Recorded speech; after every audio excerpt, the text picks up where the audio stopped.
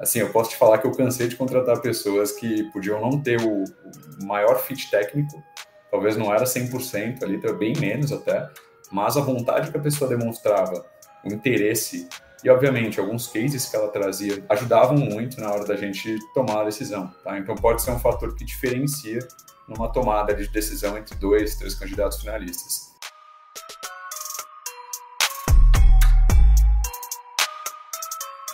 Olá, seja muito bem-vindo ao TradingCast, o podcast da Trading com Dados. Eu me chamo João Gabriel, faço parte do time da Trading com Dados. E caso você não nos conheça, galera, nós somos uma empresa educacional que faz a ponte entre o mercado financeiro e ciência de dados. Então, se você curte mercado financeiro, programação, tecnologia, matemática, estatística, eu tenho certeza que você vai gostar do nosso conteúdo. Seja você avançado ou iniciante em programação ou em mercado financeiro, você é muito bem-vindo por aqui. Te convido a nos seguir no Instagram, @tradingcomdados, e demais redes como Twitter, LinkedIn e Facebook.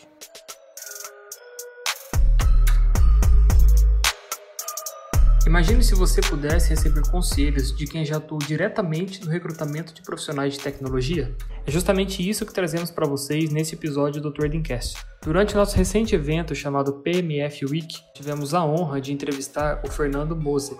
O Fernando, ele é Business Partner da Serasa Experian. Ele vem da área de TI e hoje atua no setor de recursos humanos da empresa. Lembrando que a Serasa Experian é uma empresa fundamentada em dados. Como ele já atuou diretamente no recrutamento, busca de talentos, ele nos conta o que chama atenção no candidato e o que jamais pode ser feito em uma entrevista. Está imperdível. Bora lá?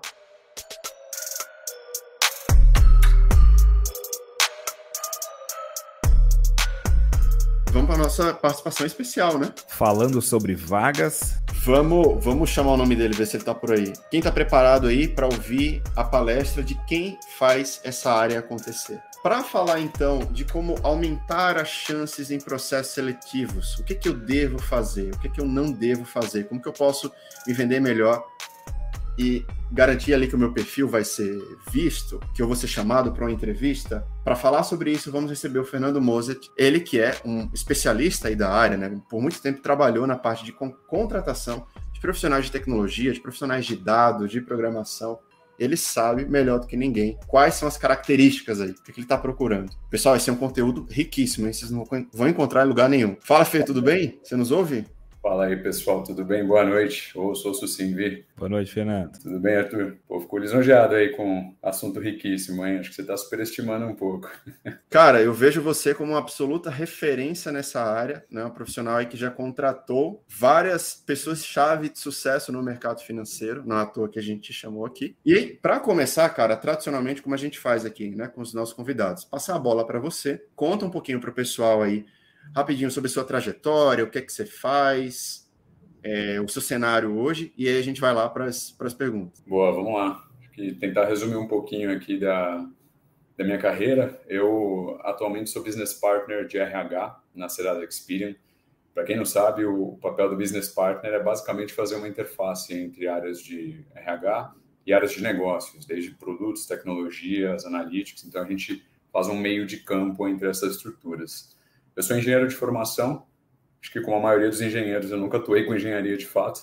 Toda minha formação acadêmica teve um viés técnico, né? Desde ciência da computação, inteligência de negócio através de tecnologia. A própria engenharia foi feita em cima da engenharia da computação, de fato.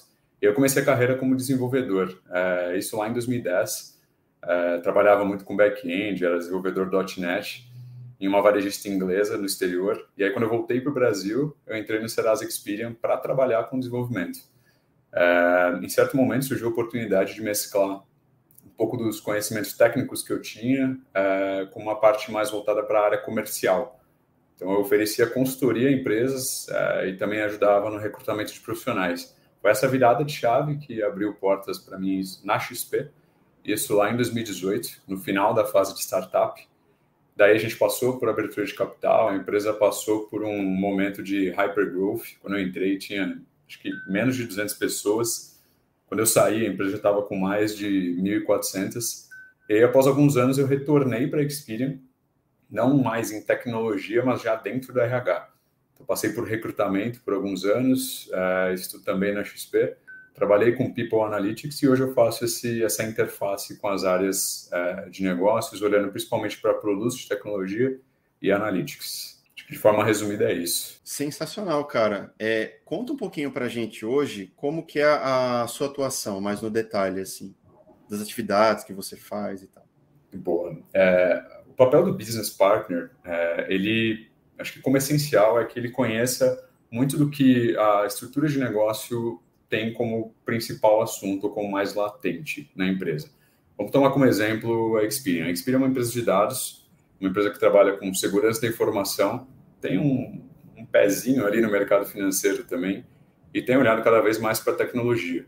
Então, basicamente, eu preciso conhecer das soluções da Serasa, um pouco do ambiente, então, desde questões mais técnicas, qual que é o stack, qual que é o norte que a gente está seguindo, quais soluções e plataformas que a gente provê, conhecimento, obviamente, de market share, então, principais concorrentes e o que a gente olha também em termos de mercados que a gente quer abranger e quem que a gente quer abocanhar.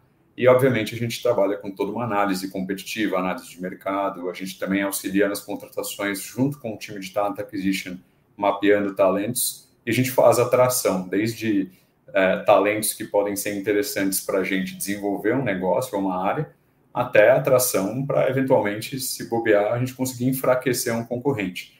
Então, toda a parte de Talent Acquisition, até mais ofensiva, acaba ficando com o nosso time também. E, obviamente, a gente atua com retenção. Então, eu olho para indicadores de turnover em geral, ou seja, pessoas que entram versus pessoas que saem. Por que elas saem? O que eu podia ter feito para as pessoas ficarem? E por que o mercado está atraindo elas? Em resumo, essa é a atuação. Ela é um pouco complexa, ela abrange várias áreas, mas é um pouco desse papel ali de interface. Maravilha, cara. Você trabalhou, né, como você falou aí, por muito tempo, olhando para o mercado financeiro, para a contratação, principalmente ali de profissionais de tecnologia, tanto para desenvolvedores, mas para a área de dados também. Vamos trazer um pouquinho a nossa conversa mais para dados. A gente eventualmente pode até falar de desenvolvimento aqui, porque imagino que vários dos nossos ouvintes aqui são desenvolvedores ou têm interesse nessa área, mas vamos falar por enquanto de dados, né? Quando você fazia os processos seletivos para essa área, normalmente o que você buscava? O que brilha os olhos, assim, num processo seletivo na área de dados? Acho que, considerando o contexto Experian, até trazendo um pouco do contexto XP, que eu acho que até faz mais sentido para o público aqui, quando a gente olha para uma empresa, uma tech finance ou uma startup que tem esse viés mais para o mercado financeiro, o mercado de capitais, acho que o principal ponto, obviamente, é o ponto técnico. Se a gente está olhando para um front ou para um full stack, ou alguém só para o back, alguém para trabalhar com mobile, independente do campo de atuação da pessoa, obviamente que a gente vai olhar para a profundidade técnica dela.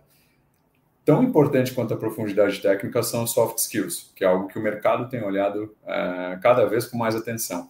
Quando eu falo de soft skills, eu saio um pouco da parte técnica e eu olho muito mais para a comunicação da pessoa, oratória em geral, como que ela consegue se aprofundar nas suas experiências, seus conhecimentos técnicos, e como que ela consegue também fazer uma ponte entre áreas técnicas e áreas funcionais. É o antigo analista de negócios que hoje praticamente foi acoplado aos perfis técnicos e de desenvolvimento em termos de soft skills. Então não adianta a pessoa ser só técnica, não adianta eu trazer alguém só para desenvolver.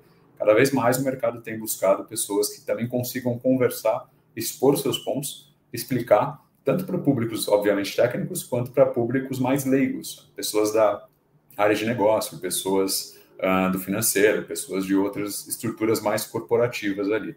E aí, por último, a gente olhava também para pessoas que têm objetivos claros. Acho que esse é um ponto muito importante. Principalmente para o mercado de tecnologia, a gente tem muita oportunidade surgindo, a gente acabou de passar por uma bolha que começou a desinflar um pouco, né, nesse momento agora em 2023, mas ainda assim a gente trabalha com diversas oportunidades, muitas empresas contratando e empresas que na mesma velocidade precisam reter pessoas e tem cada vez mais olhado para estratégias de retenção. Então, quando você atrai alguém, a ideia é que você busque alguém que tenha objetivos claros para você saber se você, como empresa, consegue retê-la aqui. E aí eu falo não só de grana, tá? Acho que o dinheiro é importante. Quando a gente fala de compensation, obviamente a gente vai levar isso em consideração. Mas, primeiro, as empresas observam hoje o quanto que a pessoa pode comprar a cultura, o propósito. E aí eu não estou falando aqui num viés muito de RH, muito abraça a árvore. Eu estou falando de uma forma mais objetiva mesmo, sabe? Então, os produtos que eu desenvolvo hoje, as soluções que eu estou crescendo aqui na empresa, são soluções que essa pessoa se interessa por atuar, eu vou conseguir ela manter aqui no longo prazo? Será que a pessoa tem esse objetivo claro? Então, quanto mais o candidato ou a candidata consegue transparecer isso para quem está participando do processo, mais fácil é para a empresa entender se ela ou ele é uma pessoa que faz ou não sentido ali para o time. Maravilha. Eu queria fazer uma pergunta, Fernando. Acho que você deve ter percebido o pessoal movimentação do pessoal no chat. A gente tem, pelo nosso posicionamento também, a gente acaba atraindo bastante pessoa que gostaria de fazer a migração de carreira para dentro da área da tecnologia, dentro do mercado financeiro. Você tem alguma dica que você possa dar nesse sentido? Você já viu alguma situação que deu muito certo? Que você puder compartilhar sobre isso, acho que vai ser interessante para o pessoal. Cara, essa é uma pergunta complicada porque ela depende de vários fatores, Arthur. Eu mesmo sou uma pessoa que passou por uma transição de carreira. Eu era técnico e saí do técnico, né? Apesar de eu falar muito sobre tecnologia, o meu papel hoje é majoritariamente voltado para recursos humanos. Mas na época de talent, na época que eu recrutava mais assiduamente, eu tive diversas situações onde pessoas estavam entrando no mercado, fazendo de fato uma migração. E aí, desde migrações mais simples, né? Puta, estou migrando de tecnologia de uma para outra, até migrações mais complexas. É uma pessoa de marketing interno para TI, uma pessoa que trabalhava numa área completamente diferente. E para todos os casos, salvas algumas exceções, eu acho que o que mais faz diferença é o interesse da pessoa e a vontade que ela demonstra de se desenvolver naquele campo ou naquela tecnologia, ou na especificidade em geral, tá? Assim, eu posso te falar que eu cansei de contratar pessoas que podiam não ter o maior fit técnico, talvez não era 100% ali, bem menos até, mas a vontade que a pessoa demonstrava, o interesse e, obviamente, alguns cases que ela trazia em termos de, vou me dedicar, eu quero aprender, ajudavam muito na hora da gente tomar a decisão, tá? Então, pode ser um fator que diferencia numa tomada de decisão entre 2, 3 candidatos finalistas. Acho que para quem está mudando, não dá para a gente esperar uma pessoa com conhecimento técnico extremamente profundo, nem nada do tipo. Mas se a pessoa demonstra vontade, conhece alguns dos caminhos e também está rodeada de influências positivas nesse sentido, ou seja, quem está aqui hoje, por exemplo, com certeza já tem um diferencial para quem não está e quer fazer uma migração de carreira. Quando você acompanha palestras, cursos, certificações, isso com certeza te ajuda na migração. Fernando, isso aí que você tocou, acho que é um dos pontos-chave, cara. Foi muito legal você ter falado isso, porque acho que uma das maiores dores da nossa audiência, e eu falo aí de uma comunidade de mais de 2.000 alunos, indo para 3.000 alunos, né, que a gente ouve do pessoal, é de o seguinte: eu venho de um cenário que não tem nada a ver. Por exemplo, nós temos o aluno aí, lembro do caso do Fábio agora, né? Fez jornalismo, quer fazer uma transição de carreira. A gente tem um papel aqui até de motivá-lo, falar, cara, você consegue. Só que muitas vezes tem o pessoal que desanima, mas eu estou muito distante, fazer uma transição de carreira, eu vou ter que aprender isso, vai tomar muito tempo. Você falando isso, acho que, cara, a gente não teria ninguém melhor para falar isso, que é possível, certo? Com certeza, cara, com certeza é possível. Óbvio que a gente tem que avaliar, e aí cada pessoa tem que entender um pouco do seu momento, porque a curva para você se colocar no mercado como alguém novo na profissão, ela é um pouco maior em algumas vezes. Então, você tem que entender também o seu momento, ter um pouco de paciência, mas se for o que você quer de fato, não vejo nenhum problema, tá? Independe de idade, independe de... Acho que o principal motivador vai ser a sua vontade de fato. Não estou querendo romantizar nada aqui, tá? É um caminho árduo. Quando você faz uma transição, você sai atrás de muita gente. E aí, quando a gente fala até em um fator, talvez, Vitor, que é um pouco mais delicado, é a questão da idade, né? Eu tenho 31 anos e hoje, se eu fizesse uma migração de carreira, se eu voltasse para a tecnologia, com certeza eu ia estar muito atrás dessa molecada que começa já nessa geração um pouco mais nova, nessa geração mais digital, que já tem esse viés mais técnico. Mas isso não quer dizer que eu não conseguiria me adequar. Então, acho que é muito da vontade da pessoa também e dela entender o timing. Tá? Não é algo fácil, mas o mercado oferece oportunidades para esse tipo de pessoas. Inclusive, o mercado busca também, porque para a empresa também é mais fácil trazer alguém que está fazendo essa migração. Muito provavelmente ela vai ser um pouco mais barata, então é um ponto para se pensar. Você vai provavelmente regredir um pouco no seu salário, na sua compensação mensal, e a empresa consegue também moldar a pessoa dentro da cultura dela. Imagina, você como empresa busca alguém que já tem experiência de mercado, mas que está começando tecnicamente agora. Então, você consegue moldar ela tecnicamente, mas é uma pessoa já madura, entendeu? É diferente de alguém que acabou de sair de uma faculdade ou de que acabou de começar a jornada no mercado de trabalho. Então, acaba sendo bom para os dois lados, tá? Cara, a gente recebeu 2 perguntas aqui que são bem parecidas. Eu vou tentar juntar essas perguntas para a gente dar uma resposta só e tentar encaminhar, tá? As duas de uma vez. Temos ali o Wellington, ele falou, você acredita, Fernando, que alguém que tem idade mais avançada, né, tem a possibilidade de mudar de carreira, ou após os 40 já está descartado pelo etarismo? E aí eu junto com a do Caio, ele perguntou logo abaixo, eu estou na carreira de análise de dados, mas quero me especializar no mercado financeiro e atuar nesta área. Tenho 52 anos. Fernando, há espaço para mim? Mais ou menos ali a mesma coisa. Né? O etarismo é real. Acho que são boas perguntas e vou manter muito uma linha de transparência aqui, tá? O etarismo existe. O mercado, ele, em alguns momentos, pode ter um pouco mais de preconceito com a idade, mas vai muito de onde você busca também, tá? Há empresas com perfis que são mais abertos para pessoas com uma idade mais avançada, há empresas que não são. E depende muito também, acho que, do momento e da oportunidade que surge. Em linhas gerais, para não ser tão generalista e tentar trazer para vocês dois uma resposta um pouco mais clara aqui, eu acho que eu não deixaria, tá, de correr atrás necessariamente pela questão do mercado. Tá? Mas eu acho que vale vocês manterem esse risco mapeado.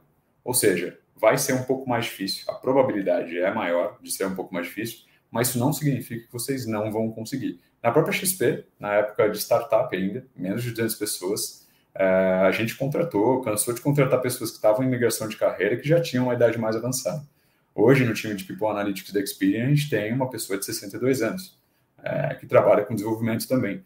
Então, a gente vê alguns casos, eu não vou falar que são exceções, não são a maioria, mas eu acho que vale, se para vocês, no momento de vida de vocês, faz sentido fazer essa transição, porque é algo que vocês querem, eu não deixaria de correr atrás. Sensacional, cara. E aquilo também, né? O talento, quando ele existe, ele não pode ser desperdiçado. Você tem que mostrar o seu talento, provar que você tem aquela skill, né? Cara, a habilidade é algo difícil de encontrar. Você tem um perfil profissional que une hard skill com soft skill, que resolve problemas reais, né? Acho que nenhuma empresa vai querer perder isso, óbvio. Você tem um caminho mais árduo para mostrar isso, como você falou, né?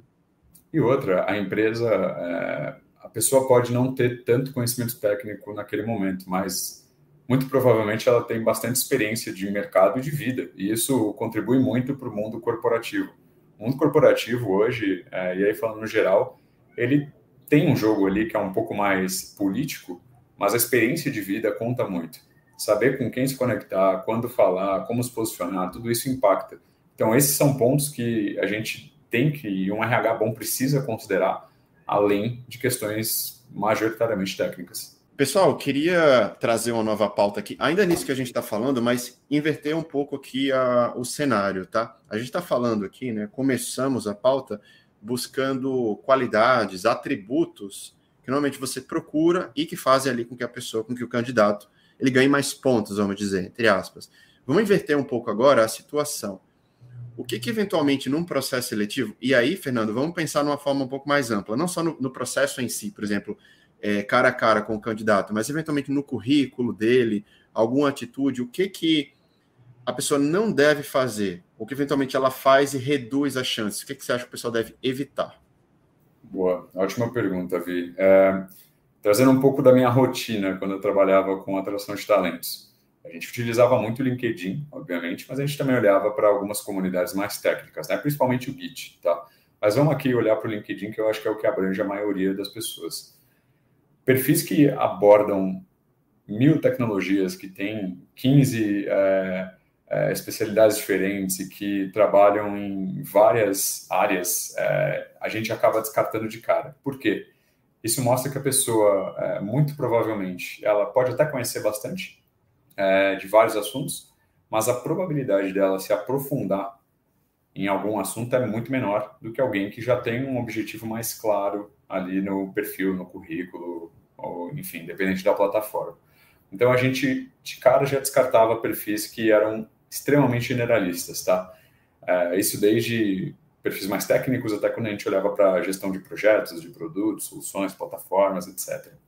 Quando a gente está numa entrevista, talvez não responder perguntas de forma profunda, dar respostas muito rasas e passar uma impressão de que você está querendo só agradar o recrutador, também acaba afastando um pouco. Tá? Então, acho que a gente buscava sempre muita transparência por parte do entrevistado ou da entrevistada durante o processo, porque pensando do lado da empresa, né? O RH sempre pensa do lado da empresa. Cara, não é interessante para a gente contratar alguém que a gente sabe que no curto prazo pode se desmotivar ou pode não entregar o que a gente precisa. A gente não só prejudica a pessoa, mas a empresa também se prejudica. A gente perde tempo, perde dinheiro. Então, acho que era um dos principais pontos que fazia a gente descartar candidatos. Obviamente que o que mais fazia a gente optar por seguir outro caminho era encontrar alguém que não tinha objetivos claros, tá? Que não sabia necessariamente o que queria. Então, acho que é muito nessa linha de querer agradar o entrevistador, querer se passar pelo perfil perfeito para a empresa, que a gente sabe que muitas vezes não existe. Inclusive, não sei, até um segredo aqui para vocês, muitas vezes no RH, a gente, quando divulga uma posição, a gente coloca um perfil que a gente sabe que não existe. A gente exagera até para a gente encontrar o mais próximo daquilo. Não dá para a gente encontrar o 100%. A gente sempre quer 80%, 70%, porque o líder também precisa ter um espaço para desenvolver a pessoa. Então, a gente também não fomenta o desenvolvimento de líderes se a gente trouxer só pessoas 100% preparadas que vão deixar a vida daquela pessoa mais fácil. Então, a gente também exagera um pouco nos perfis. Por isso que dificilmente a pessoa vai passar, ou se ela passar, dificilmente ela vai se manter no processo, na empresa, a não ser que ela se adapte muito rapidamente, se ela tiver um perfil que acaba sendo exagerado. Então, em linhas gerais, transparência acaba ajudando, a falta dela e a falta de objetivos acabam afastando, e, obviamente, uma linguagem clara, né? Saber o que quer, saber para onde está indo, saber o que busca e ter uma coerência ali na sua carreira. Então, pessoas que pularam muito de empresas, a gente acaba olhando e ficando curioso para entender o que aconteceu. Do contrário, que pessoas que têm uma carreira um pouco mais estável chamam mais atenção porque transparecem um pouco mais de segurança. E eu não estou falando de pessoas que ficam 10 anos na mesma empresa, tá? Isso é muito de uma geração mais antiga. Hoje em dia, as pessoas tendem a mudar de empresas em ciclos menores, 2, 3, muito raramente 4, 5 anos. Então, ciclos de 2 a 4 anos são interessantes. E, obviamente, a gente busca pessoas que tenham entregáveis, né? Então, pessoas que não tenham ciclos longos acabam não conseguindo entregar muita coisa e isso afasta o recrutador também. Ô, Fernando, pensando um pouco agora, trazendo aí para uma faixa etária um pouco mais nova, né? O pessoal que está se formando, está começando no mercado agora, a gente sabe que são pessoas que estão construindo um portfólio de carreira, eventualmente está ali no primeiro emprego e tal. É mais difícil nessa situação, talvez, né? Não estou afirmando que é sempre assim, mas se mostrar como um bom profissional, né? Porque está com o currículo ainda sendo criado, vamos dizer. Nessa situação, o que você acha melhor? O que você recomenda para quem está começando agora, tem o currículo vazio, vamos dizer, né? E tem que demonstrar habilidade? O que seria melhor, né, aos olhos de um recrutador? Do lado do RH, se a gente está buscando para uma posição mais de entrada, o que a gente chama de entry level, então um analista mais júnior, então um analista mais pleno, a gente entende que, obviamente, não faz sentido a gente buscar alguém com uma absurda experiência. São pessoas que estão começando ainda, né? São pessoas que estão entrando agora no mercado. Sendo esse o caso, acho que a gente primeiro vai olhar para algumas certificações. É sempre interessante ver que a pessoa... E aí eu não estou falando de necessariamente superior, tá, pessoal?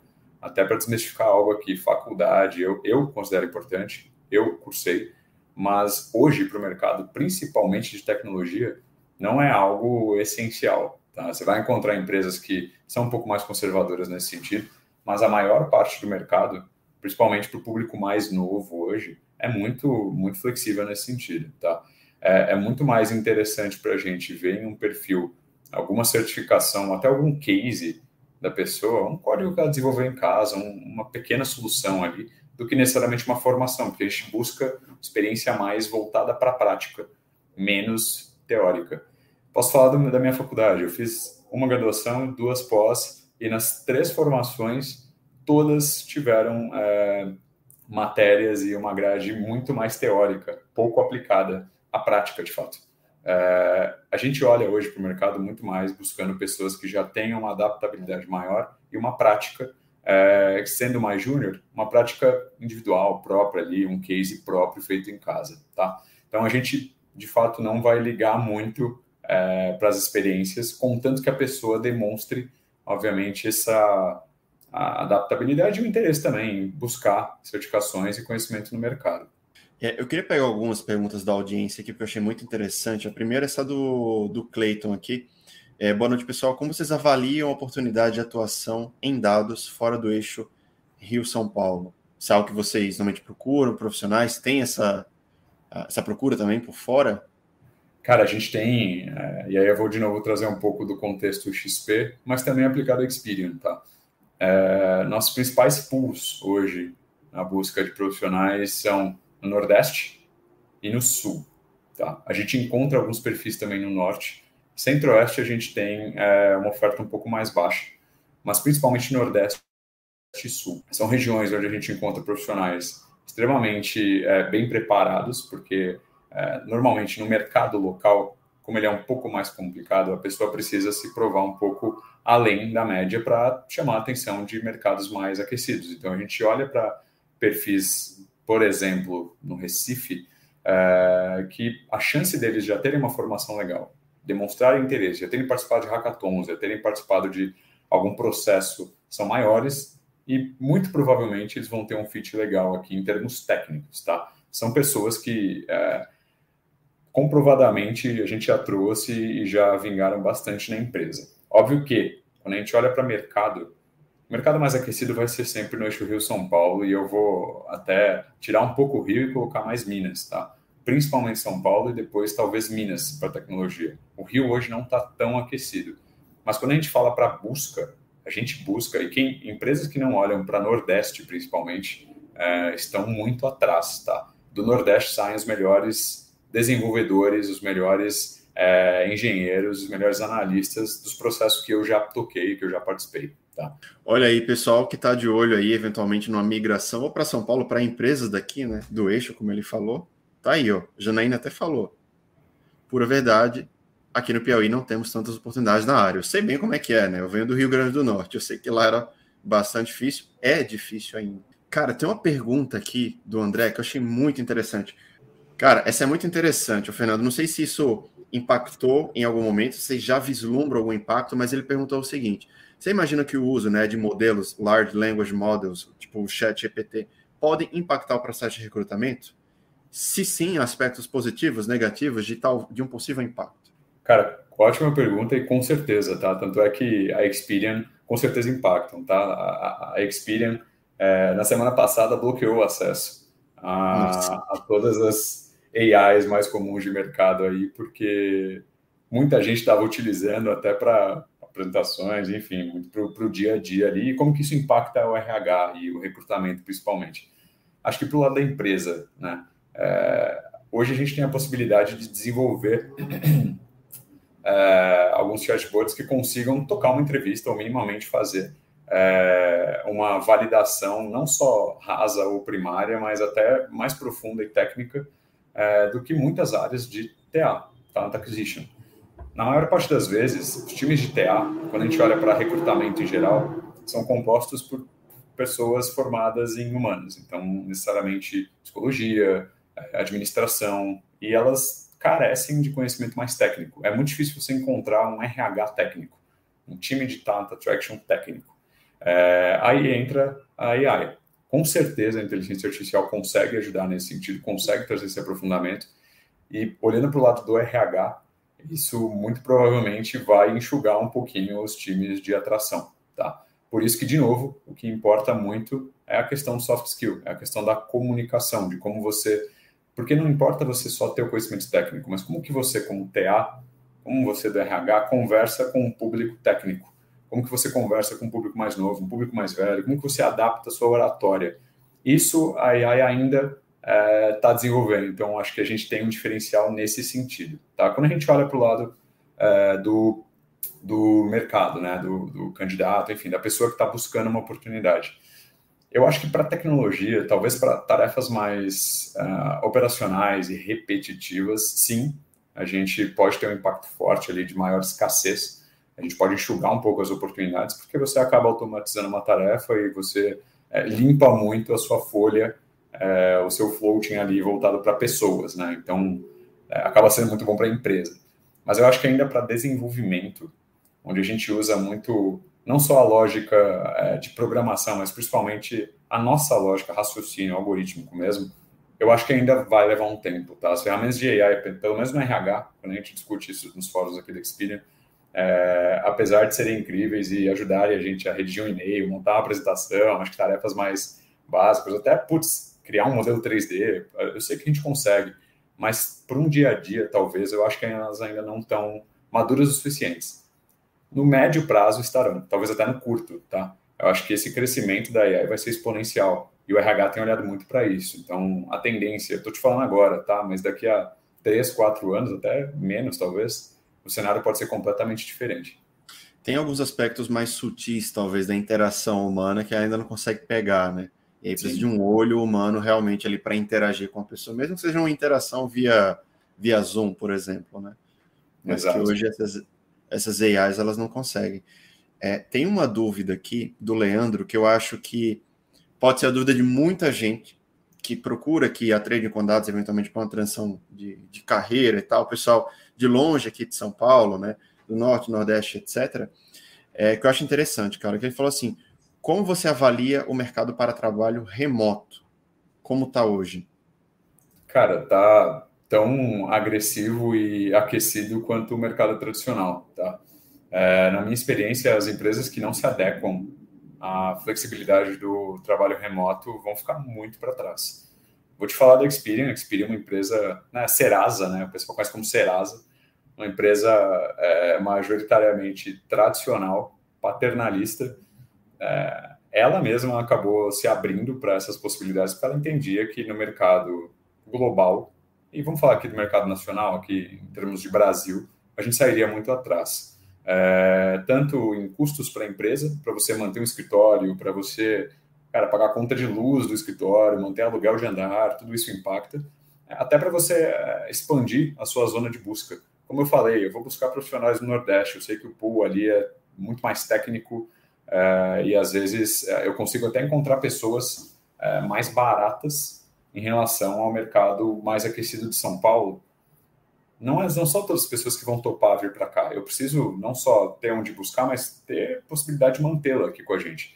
Então, quando a gente olha para a competição, a gente olha para a concorrência, a gente perderia a market share se não tivesse adaptado.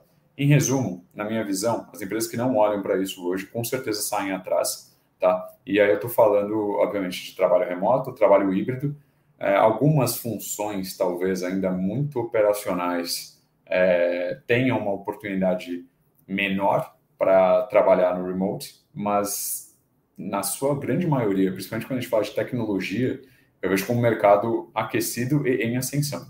Cara, é bacana você falar isso, porque também é uma dúvida que surge muito aqui dentro da nossa comunidade, né?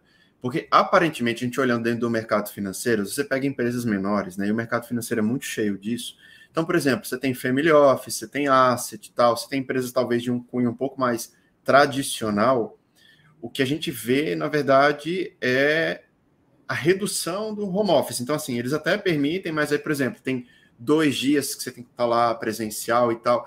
Você acha que talvez existe uma tendência de empresas maiores conseguirem permitir mais, disponibilizar mais o home office? Eu acho que sim, Vitor. A própria XP, se eu não me engano, exige que o pessoal hoje vá para o escritório ao menos 3 ou 4 vezes na semana, tá? Isso tem se tornado comum em algumas assets e fintechs. O porquê ainda não está claro para a gente. Eu acho que é muito mais uma questão de manter o controle das pessoas em termos de produtividade, principalmente porque algumas das cadeiras trabalham com variável muito agressivo, então a empresa sente que faz sentido mantê-la ali próximo, mas é algo que a gente tem visto especificamente nesse nicho, tá? Quando a gente olha para empresas no geral, fazendo alguns comparativos aqui, Experian, Unilever, Johnson, empresas que trabalham com 4, 5 mil ou mais pessoas, que tem um trâmite mais global e que acabam trazendo algumas tecnologias novas tropicalizadas de uma sede europeia ou norte-americana, a gente vê um movimento de maior flexibilidade, tá? Quando a gente olha para empresas mais locais e até nacionais, e aí voltando, né? Um BTG, por exemplo, uma XP, a gente tem visto esse movimento um pouco contrário. Ainda é nichado, por isso que quando eu falo do movimento forte para o home office, eu estou falando da maioria, mas sim, você tem alguns nichos que nadam contra a maré. Muito bom, cara. Eu acho que, da minha parte, as dúvidas foram respondidas. A gente já estourou, na verdade, o tempo que a gente tinha previsto aqui para falar. Eu acho que para a gente, para a reta final aqui, né, encerrar a sua participação, e para a gente fazer um encerramento legal e dar uma ajuda para o pessoal, para quem quer uma migração para entrar no mercado financeiro, especialmente no mercado financeiro, vamos tentar delimitar, né? Porque a nossa área é muito grande, pensar assim, dados aplicados ao mercado financeiro. Vamos falar de ciência de dados dentro do mercado financeiro. Qual que seria a sua dica, sua grande recomendação para quem está buscando uma migração para essa área e aumentaria as chances de uma contratação? Cara, eu acho que, primeiro, a questão de soft skill, eu vou insistir nela. A comunicação é o principal diferencial hoje. A gente tem alguns cientistas de dados lá que são estritamente técnicos, assim, são pessoas incríveis, profissionais incríveis, extremamente inteligentes, mas quando você precisa trazer alguém para se expor em um fórum mais sênior, que não é composto necessariamente por pessoas técnicas, a gente não vai pensar nele, a gente vai pensar em alguém que consiga trazer uma ideia de uma forma mais clara. Pode não ser a pessoa mais técnica, mas é quem vai se expor, é quem vai ser visto. E isso traz, ou pode trazer, oportunidade de crescimento. Isso faz com que você sendo visto, você se expondo de uma forma positiva, você cresce, olhando para o jogo corporativo hoje. Então, a questão do soft skill, independente da área que você atua, faz muita diferença. Quando a gente olha para a questão técnica, um cientista de dados está entrando agora no mercado, ele ser aberto a fazer uma redução, às vezes, salarial, acaba abrindo mais oportunidades, porque a gente tem um mercado hoje, quando a gente fala da bolha, a gente tem júnior ganhando 12, 15 pau. E a gente sabe que isso não se sustenta. Isso aconteceu porque as empresas precisavam reter as pessoas, e para elas reterem, elas colocaram algumas alavancas absurdas, e as empresas, para trazerem essas pessoas retidas, aumentaram mais ainda o compensation. Então, quando a gente dá um step back e a gente aceita trabalhar de uma forma um pouco mais flexível no sentido do compensation, a gente consegue mais oportunidades hoje, tá? E principalmente foquem em certificações. Acho que um conhecimento técnico mais prático, aplicado, não necessariamente um superior, não necessariamente cursos muito generalistas, podem ser diferenciais também. Mas eu focaria muito na questão do soft skill e no quão interessada a pessoa demonstra estar em crescer, em se desenvolver. Sensacional, cara. Ô, Fernando, queria te agradecer, cara. Obrigado mesmo por ter aceitado o nosso convite, tá aqui com a gente, né, expondo aí para o pessoal do lado do RH como que é esse processo, o que fazer, né, o que não fazer. E eu acho que deu uma ideia melhor para o pessoal aí do caminho a seguir. Então, é isso. Desde já, estendo aqui o convite para outras lives, né? A gente estava falando aqui depois com mais detalhe, falar aí do processo de recrutamento. Mas como o nosso tempo aqui é limitado, a gente fica por aqui, pessoal, com a participação dele. Já a gente vai começar o case em Python. Mas é isso, Fernando. Obrigado mais uma vez. Fechou, eu que agradeço a oportunidade. Eu acho que quem está participando de lives, indo atrás de cursos, especializações, acaba saindo na frente mesmo. E tenho certeza que o RH olha para isso, tá? É o RH que acaba tendo um pouco mais de conhecimento de mercado, vai valorizar isso bastante. Quem precisar de alguma indicação, ou tiver interesse também, fica à vontade para me procurar no LinkedIn, Fernando Moser, acho que vai ser fácil de encontrar. E aguardo futuros convites aí, com certeza participarei. Obrigadão, viu? Eu queria te agradecer por ter vindo até aqui, ter ouvido todo o nosso podcast. Nos siga nas nossas redes sociais, @tradingcondados, para ficarem informados sobre todas as nossas novidades. Um abraço e até a próxima.